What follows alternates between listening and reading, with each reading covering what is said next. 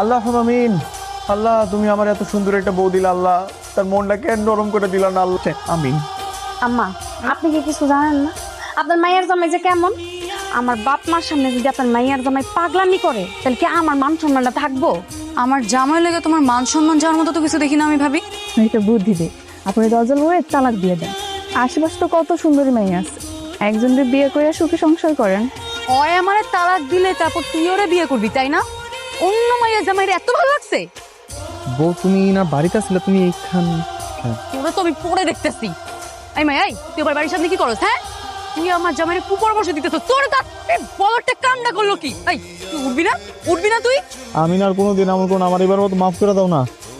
যেই মায়ের কাছে আমার তালাক দেওয়ার গল্প করতেছিল ওই মায়ের ক যে এখন আইসা বাঁচাইতে। তুই খালি অল্লকে একটু খারাপ করে কথা কইতেছিলাম, আর কিচ্ছু কই নাই। কেন তোর কি কথা কওয়ার মানুষের অভাব পড়ছে? ঘরে বউ নাই?